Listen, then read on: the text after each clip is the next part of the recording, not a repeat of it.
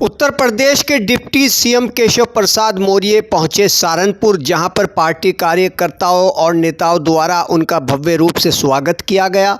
केंद्रीय बजट संगोष्ठी कार्यक्रम में बतौर मुख्य अतिथि उत्तर प्रदेश के डिप्टी सीएम केशव प्रसाद मौर्य ने शिरकत की। काफ़ी संख्या में लोगों की मौजूदगी रही। तो आगे बढ़ाने का काम कर सके, तभी हमारे केंद्र और प्रदेश के बजट की उस ईमानदार मानसिकता को हम प्रफुल्लित करते हुए जनता की सेवा कामयाबी के साथ करने की कोशिश करने का काम करेंगे।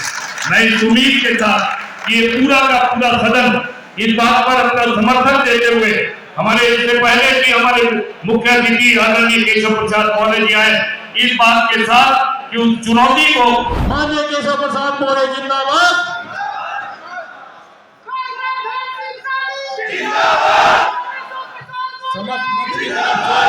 महानगर की ओर से, समस्त जिले की ओर से सामूहिक रूप से माननीय केशव प्रसाद मौर्य जी का स्वागत और अभिनंदन पूरे सदन की ओर से भारतीय जनता पार्टी महानगर और जिला आपका स्वागत करते हुए और एक स्मृति चिन्ह भेंट करते हुए सहारनपुर के धराधाम पे भाई साहब आपका हार्दिक अभिनंदन और स्वागत।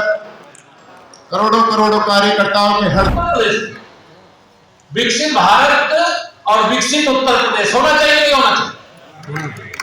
तो विकसित उत्तर प्रदेश की जिम्मेदारी आप सबके ऊपर, हम सबके ऊपर। और इस बार का जो बजट आया, उस बजट को मैं ये निवेदन करूंगा, पूरा बजट पढ़ूंगा। बजट में बहुत लंबा चिट्ठा है, मैं पढ़ना नहीं चाहता, मोटी मोटी बातें आपको बताना चाहता। आप जिस क्षेत्र में अपने कदम बढ़ाओगे, सरकार आपके साथ खड़ी है, कि मैं आपको कहता हूं। अब कहीं पर भी कोई राज्य हो, अगर कोई व्यापार करना चाहता, उद्योग लगाना चाहता, सबसे पहले तो उसे लगता है कि मेरा व्यापार और मैं और मेरा परिवार सुरक्षित रहेगा कि नहीं रहेगा। लेकिन मुझे याद है जब मैं 2016 में प्रदेश का अध्यक्ष बना था, उस समय समाजवादी पार्टी की उत्तर प्रदेश के अंदर सरकार, और उस सरकार के समय गुंडे, अपराधी, माफिया, दंगाई थाने चलाते थे, जिले को चलाते थे। लेकिन आज बताइए कि सहारनपुर की ही मैं बात करूं, सहारनपुर में कोई गुंडा, कोई अपराधी, कोई माफिया, कोई उद्योगपति को, कोई व्यापारी को, कोई कारोबारी को कोई आंख दिखा सकता है क्या? जोर से बताइए, दिखा सकता है क्या? कानून व्यवस्था चुस्त दुरुस्त है कि नहीं है? किसी भी राज्य के विकास के लिए उस राज्य की कानून व्यवस्था का ठीक होना सबसे जरूरी होता है। अभी प्रयागराज का महाकुंभ चल रहा, मैं वहीं का रहने वाला हूं। अब आकलन यह है कि लगभग 60 करोड़ लोग प्रयागराज के महाकुंभ में डुबकी लगाने का काम किए, और जो आप शास्त्रीय आकलन कर रहे हैं, उनके आकलन के हिसाब से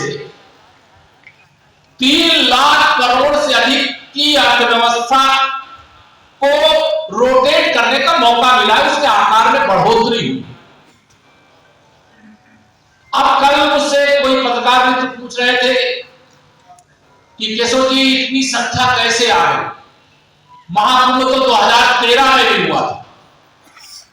मैंने कहा उस समय लोगों का विश्वास नहीं था।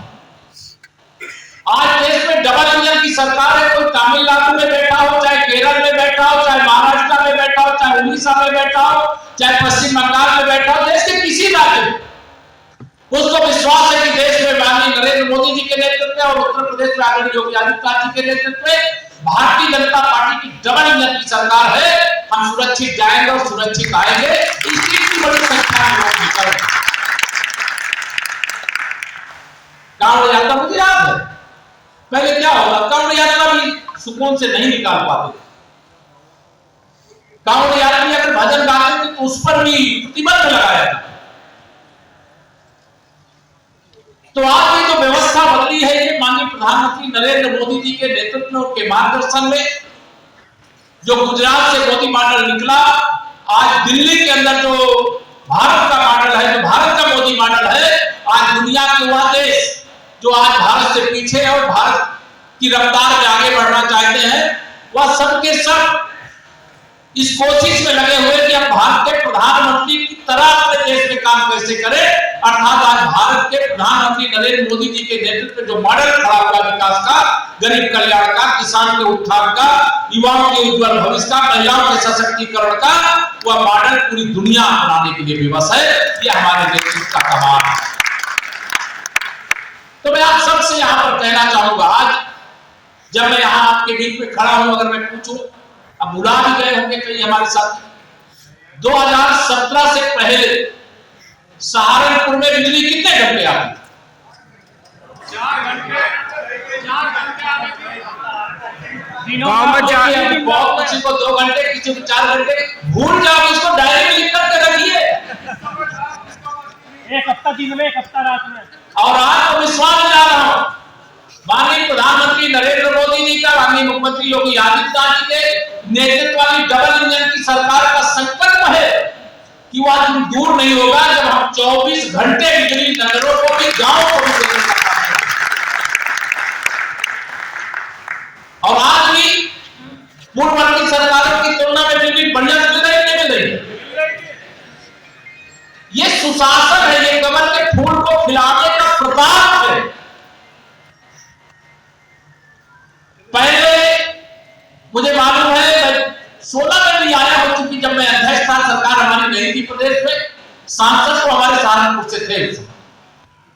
सड़कों की क्या दुर्दशा याद है कि भूल गए? आपको फोटो आपके पास, मोबाइल इस समय उतना इस्तेमाल करते रहे होंगे तो फोटो किसी के पास होगी, लेकिन अगर नहीं है तो बहुत लोगों के पास फोटो होगी, उसका संकलन जरूर करिए। मतलब सुशासन और कुशासन का अंतर आपको तभी ध्यान में आए, विकास और बर्बादी के बीच का अंतर तभी ध्यान में आए, भाजपा और गैर भाजपा के बीच का अंतर आपको तभी ध्यान में आए। मोदी जी के नेतृत्व वाली सरकार और मोदी जी के अलावा जब कांग्रेस की अगुवाई वाली सरकार देश में होती थी और समाजवादी पार्टी की, बहुजन समाज पार्टी की सरकारों के बीच का फर्क आपको तभी ध्यान में आया। मैं आप सबसे आज यहां पर यह कहने के लिए आया कि इस बजट के माध्यम से अगर आप कोई सामान खरीद करके दुनिया के बाजार में बेचना चाहते हैं तो इस बजट ने इसका भी रास्ता खोला है। अगर आप अपनी कोई इंडस्ट्री लगाना चाहते हैं तो आपको सबसे पहले बैंक के पास जाना पड़ता है और बैंक कहेंगे पैसा नहीं देंगे तो फिर आपकी इंडस्ट्री स्थापित नहीं हो सकती। अगर सब्सिडी का ऐलान है और सब्सिडी आपको समय पर नहीं मिल पाई तो आपकी स्थापित इंडस्ट्री का भविष्य चौपट हो जाएगा। आज सरकार हर प्रकार से तैयार है। अगर आप कोई इंडस्ट्री लगाना चाहते हैं तो आप लगाइए, सरकार आपके साथ खड़ी है। जो समय सीमा के अंतर्गत व्यवस्था दिलवाने का काम है। सुरक्षा हमारी प्राथमिकता, आर्थिक रूप से समृद्धि यह हमारा लक्ष्य होगी। विकसित भारत बनाए रह चैन से नहीं बैठे। कई बार विरोधी लोग रोज बयान देते, समाजवादी पार्टी का अगर बयान पढ़ो तो कहें हमारा देश, आप सब जो अन्नदाता किसान भाई हैं उनके ध्यान में रहना चाहिए कि अभी भी हमें विदेश से बहुत सारा सामान खरीद करके भारत की जरूरत को पूरा करना पड़ता है। लेकिन प्रधानमंत्री जी क्या चाहते हैं? प्रधानमंत्री नरेंद्र मोदी जी चाहते हैं कि विश्व के हर देश के हर टेबल पर भारत के अन्नदाता किसानों के द्वारा उपजाया गया, चाहे फल हो, चाहे फूल हो, चाहे सब्जी हो, वह सामान हर टेबल पर होना चाहिए। ये मेरे प्रधानमंत्री जी की मंशा है। हमारे अन्नदाताओं की, किसानों की आमदनी दुगनी होनी चाहिए। अब दुगनी कैसी होगी? अगर हम एक ही प्रकार की फसल को उपजाते रहेंगे तो आमदनी दुगना नहीं हो सकती। हमें नई नई तकनीकी आई उसका इस्तेमाल करना पड़ेगा। सरकार ने रास्ते खोले हैं। कृषि का बजट सबसे ज्यादा बढ़ाने का काम अगर किसी ने किया है तो माननीय नरेंद्र मोदी जी के नेतृत्व वाली सरकार ने। अब आप में से कई लोग ऐसे होंगे, गांव में जब कोई चीज पैदा करता है वो शहर में कैसे आएगा, मंडी में कैसे आएगा, देश के प्रमुख मंडियों में कैसे पहुंचेगा, दुनिया के प्रमुख बाजारों में कैसे पहुंचेगा? तो निर्यात को प्रोत्साहन प्रदान करने के लिए भी रास्ते खोले गए। हमारे किसान बहुत सारी चीजें पैदा करते हैं, उनकी फसल कई बार अगर बाजार में मूल्य सही नहीं हुआ तो वहीं खेत में ही बर्बाद हो जाता।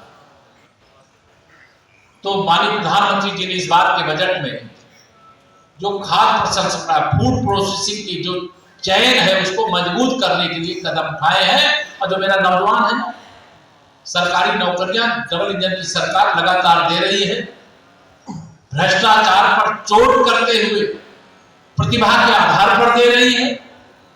इससे जो भ्रष्टाचार करते थे, रिश्वत लेकर के नौकरी देते थे, उनको बहुत परेशानी भी हो रही, लेकिन उसके साथ साथ रोजगार के द्वार खोल दिए गए। आप में से कोई नौजवान अगर ये चाहे कि मुझे कोई ना कोई उद्योग छोटा भी स्थापित करना या बड़ा स्थापित करना, तो डबल इंजन सरकार के दरवाजे आपके लिए खुले हुए, ये मैं आपको कहना चाहता हूं। ये सहारनपुर की धरती, यहां तो आप जो उत्पाद करते हैं उसको दुनिया के हर देश में आप बेच सकते हैं। यहां की काष्ठ कला की कोई जवाब है क्या? मैं प्रयागराज में रहता था, जब मैं राजनीतिक क्षेत्र में काम नहीं करता था। एक हमारे यहाँ उत्तर मध्य सांस्कृतिक केंद्र है, वहां पर एक मेला लगा, तो पूरे प्रदेश के लगभग सभी जिलों से, देश के लगभग नेटवर्क हो, चाहे हवाई नेटवर्क हो, हवाई अड्डा भी आपका बनकर के तैयार हुआ। मैं पूछा करें हम जहाज नहीं आता, अब वह दिन दूर नहीं, अगर हवाई अड्डा बना है तो जहाज को तो आना ही पड़ेगा। मेरे प्रधानमंत्री जी की मंशा है कि हवाई चप्पल पहनने वाला भी हवाई जहाज में बैठ करके वह सहारनपुर से बैठे और दिल्ली जाना हो तो, मुंबई जाना हो तो, दुबई जाना हो तो, जहां जाना हो वहां तक की यात्रा वो कर सकते। तो यह एक लक्ष्य है। रोड नेटवर्क को मजबूत लगातार किया जा रहा है। हमारे सभी माननीय जनप्रतिनिधिगण, चाहे वह भारत सरकार का सड़क परिवहन मंत्रालय और राष्ट्रीय राजमार्ग लाना हो, और चाहे राज्य मार्ग लाना हो, चाहे मुख्य जिला मार्ग लाना हो, अन्य जिला मार्ग लाना हो, नगरों के अंदर भी विकास के लिए इस बार बड़े बजट की घोषणा की गई। कई बार नगरों के अंदर बहुत सारी गलियां ठीक नहीं होती, गांव के अंदर कई बार बहुत कुछ अधूरा रह जाता। इस बार के बजट में व्यवस्था की गई है कि गांव का भी इंफ्रास्ट्रक्चर भी है, उसको मजबूत करने का काम किया जाएगा, गलियों को बनाने का काम किया जाएगा, नालियों को बनाने का काम किया जाएगा, हर घर नल से जल पहुंचाने का काम चल रहा है। उसमें कुछ शिकायतें आ रही हैं कि जो कंपनियां पाइपलाइन बिछाई है, सड़कों को तोड़ी है, उनको अभी ठीक नहीं किया है, लेकिन उनको भी ठीक कराया जाएगा। जैसी सड़क पहले थी उससे अच्छी बना करके आपको दिलवाने का काम किया जाएगा। लेकिन मेरे प्रधानमंत्री जी का विजन देखिए, पहले आपको माननीय विधायकों से कहना पड़ता रहा होगा कि आप जरा हमारे मोहल्ले में, हमारे गली में, हमारे घर के सामने एक हैंडपंप लगवा दीजिए। लेकिन आज यह सुविधा जरूर है कि सड़कें तोड़े उसको ठीक नहीं किया, उसको ठीक कराएंगे, पहले से अच्छी ठीक कराएंगे, ये आपको विश्वास दिला। लेकिन आज हर घर नल से जल पहुंच रहा है, कोई अगड़ी जाति का हो, पिछड़ी जाति का, अनुसूचित जाति का हो, गांव में रहने वाला हो, शहर में रहने वाला हो, सबको पानी मिल रहा है कि नहीं मिल रहा? तो यह जो हो रहा है सबका साथ सबका विकास। प्रधानमंत्री गरीब कल्याण योजना का राशन 70 साल से ऊपर के सभी बुजुर्ग प्रधानमंत्री आयुष्मान कार्ड से आच्छादित किए गए। उसके लिए बजट में व्यवस्था करनी पड़ती है, भ्रष्टाचारियों को पकड़ना पड़ता है, उनको जेल भेजना पड़ता है, उनसे जो देश को लूटे हैं उनसे वसूलने का माननीय मोदी जी ने गारंटी दी है। और मोदी जी की गारंटी का मतलब होता है गारंटी की भी गारंटी। भ्रष्टाचार मुक्त भारत बनना चाहिए नहीं बनना चाहिए? भ्रष्टाचार मुक्त भारत, भ्रष्टाचार मुक्त उत्तर प्रदेश, भ्रष्टाचार मुक्त सहारनपुर, इस संकल्प के साथ हमें भी एक कदम आगे बढ़ना होगा। सरकार अगर 4 कदम चल रही तो हम भी चलेंगे, गलत करने वालों के खिलाफ लड़ेंगे। अभी संपूर्ण व्यवस्था के अंदर तमाम ऐसे लोग बैठे हुए हैं जिनके मन में अभी वो विकार है, वो विष भरा हुआ। हमें उस विकार को और विष को निकाल करके बाहर करना है, समाज की सच्चे भाव से सेवा करने का। जिनके अंदर इच्छा शक्ति है वही किसी भी जिम्मेदारी वाले पद पर बैठे। यह सरकार की मंशा है, बातों के खिलाफ कार्रवाई कर रहे, आगे कार्रवाई करें। उत्तर प्रदेश सरकार का भी जो बजट आया है, मैं उस बजट के बारे में भी आपको बताऊंगा। अभी हमारे जो मीडिया के प्रभारियों को मैं अध्यक्ष जी से कहूंगा कि उनको उनके माध्यम से हमारे अभी पत्रकार मित्रों को उसकी दे देंगे काफी, तो आगे पूरा डिटेल उसको आप सबके सामने विस्तार से प्रस्तुत करेंगे। उत्तर प्रदेश सरकार का भी जो बजट आया है वो 8,08,000 करोड़ से अधिक का बजट है, तो देश में तीसरा राज्य है हमारा। हम तीसरे नंबर पर इस समय है, लेकिन आने वाले समय में जैसे देश दुनिया में नंबर 1 बनेगा, वैसे देश के अंदर उत्तर प्रदेश भी नंबर 1 बनेगा। ये मैं आपको विश्वास दिलाना चाहता हूं। आगे बढ़ना है और आगे बढ़ने के लिए बहुत सारे काम हो रहे हैं। पश्चिम के कई जिले ऐसे हैं जिन जिलों में अभी बहुत सारी योजनाएं ऐसी तो पूरा को जरूरत है, बुंदेलखंड को जरूरत है, बिहार को जरूरत है, पश्चिम बंगाल को जरूरत है, उड़ीसा को जरूरत है, झारखंड को जरूरत है, छत्तीसगढ़ को जरूरत है। अभी बहुत सारी योजनाएं ऐसी जिनकी अब इस क्षेत्र को जरूरतें नहीं है, लेकिन जैसे प्रधानमंत्री आवास, अब ये एक बड़ी योजना। अभी भी बहुत सारे लोग कच्चे घरों में रहते हैं, झोपड़ियों डाल करके रहते हैं। प्रधानमंत्री जी की मंशा है हर गरीब को पक्का घर कम से कम होना चाहिए, उसका अपना शौचालय होना चाहिए, उसके खाने का, रहने का, पीने के शुद्ध पानी का, उनके बच्चों की शिक्षा का, बुजुर्गों की दवाई का, ये सारा प्रबंध होना चाहिए। और उसी के अंतर्गत भ्रष्टाचार को रोक करके और गरीब कल्याण के लिए, महिला सशक्तिकरण के, नौजवानों के उज्जवल भविष्य के लिए लगाने का काम कर रहे हैं। आज हमारा देश आत्मनिर्भर हो। आज प्रधानमंत्री जी मन की बात में कह रहे थे कि हम स्पेस में, मतलब अंतरिक्ष में सेंचुरी लगा चुके हैं, इतने अपने यान भेजने का काम कर चुके हैं। चंद्रमा पर तो तिरंगा फहरा रहा है, वो आप जानते हैं, लेकिन ऐसे 100 की संख्या में हमारे इसरो के वैज्ञानिकों ने अपने अलग अलग शोध करके उन्होंने अपने यान भेजने का काम किया। आज मुझे कोई बता रहा था कि आज एक मैच है यहाँ, वहां पे कहाँ है, मालूम, तो मैच है, बहुत लोग मैच देखने के मूड में होंगे, लेकिन मैं आज आप सबके माध्यम से इतना ही कहूंगा कि मैच भी देखिए, मैच में जिनको आप जिताने की भावना रखते हैं उनको विजय भी मिले, मैच का हम लोग कामना भी करते हैं। भारत के खिलाड़ी अपना शानदार प्रदर्शन कर रहे हैं, लेकिन हम सबको इतना जरूर ध्यान में रखना चाहिए कि ये जो विरोधी दल के जिनका लक्ष्य इस देश की प्रगति नहीं है, इस देश का विकास नहीं है, इस देश की उन्नति नहीं है, सरकार सब चाहेगी क्या? शानदार व्यवस्था मैं वही कर रहने वाला हूं। जितने महाकुंभ और कुंभ मैंने देखा है, सबसे श्रेष्ठतम व्यवस्था 2025 महाकुंभ में करने का काम किया गया। लेकिन समाजवादी पार्टी के मुखिया श्री अखिलेश यादव जी लगातार जैसे गिद्ध दृष्टि लगाए, कोई अनहोनी हो जाए उन्हें राजनीतिक मुद्दा मिल जाए। कितनी छोटी हरकत है। आप एक दल के राष्ट्रीय अध्यक्ष बने हुए हो, इसी उत्तर प्रदेश से सांसद बने हुए हो, हम भाजपा के कार्यकर्ता, हमारे अतिथि देवो भव की भावना, हम सबका स्वागत करते हैं। एक पश्चिम बंगाल की मुख्यमंत्री है, उन्होंने कहा ये महाकुंभ नहीं मृत्यु कुंभ है, और श्री अखिलेश यादव जी ने उसका समर्थन कर दिया। क्या ये सही था? क्या इसका जवाब इनको मिलना चाहिए। और एक कांग्रेस के अध्यक्ष मल्लिकार्जुन खड़गे जी, उन्होंने कहा कि मोदी जी गए हैं महाकुंभ में डुबकी लगाने के लिए, इससे गरीबी नहीं मिटेगी। अरे ये कौन कह रहा है कि इससे गरीबी मिटेगी? लेकिन हम अगर आस्था रखते हैं और गंगा यमुना सरस्वती की त्रिवेणी में डुबकी लगा रहे हैं, तो उससे गरीबी से तुलना मत करोगे।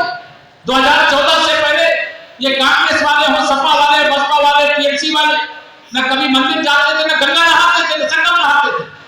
ये आपके कमर का बटन क्या दबाया कि करंट इनको लग गया, इनको मंदिर जाना पड़ रहा है, इनको पीठ भी झुकाना पड़ रहा है, गंगा में नहाना पड़ रहा है, संगम में नहाना पड़ रहा है, महाकुंभ में भी आना पड़ रहा है। ये आप सबके आशीर्वाद का प्रताप है। इसलिए इस प्रकार की जो मानसिकता रखने वाले हैं उनको जवाब देने के लिए हम सब लोगों को अभी बहुत काम करना। ये दुष्प्रचार करें कांग्रेस मुक्त, उत्तर प्रदेश तो लगभग हो ही गया है, थोड़ा बहुत जो बचा है, कांग्रेस मुक्त भारत, सपा बसपा मुक्त उत्तर प्रदेश के संकल्प के साथ आप सब आगे बढ़े। यह बजट आप सबको समर्पित है, सारे समाज को समर्पित है। मैं बहुत सारी डिटेल उसकी वार्ता नहीं किया, मेरा थोड़ा राजनीतिक विषय ज्यादा चला गया। विरासत पर गर्व है, अयोध्या में रामलला का मंदिर हो और चाहे देश के अन्य प्रमुख स्थान, उनके उत्थान के लिए, उनके विकास के लिए, पर्यटन को बढ़ावा देने के लिए हमारी सरकार ने, डबल इंजन सरकार ने लगातार काम किया है, बजट में व्यवस्था किया, उसको हम आगे बढ़ाने का काम करेंगे। आप सबसे ही अपील है कि हर समय जागते रहिएगा, क्योंकि अगर थोड़ा सा भी चूक जाएंगे तो या विरोधी जिनका लक्ष्य देश को बर्बाद करना है वो सफल हो जाएंगे। इसलिए हमें देश को बर्बाद नहीं होने देना, देश का विकास करना है, विकसित भारत बनाना है, आत्मनिर्भर भारत बनाना है, शक्तिशाली भारत बनाना है, दुनिया में किसी के पीछे खड़े होने वाला नहीं, सबसे आगे सीना तान के खड़ा होने वाला भारत बनाना है। तो मोदी जी के नेतृत्व में ठोक करके रहेगा, ऐसा विश्वास करते हुए देता हूं अपनी वाणी को विराम। जरा दोनों हाथ उठा करके बोलिए जय श्री राम, जय श्री राम। बहुत बहुत धन्यवाद।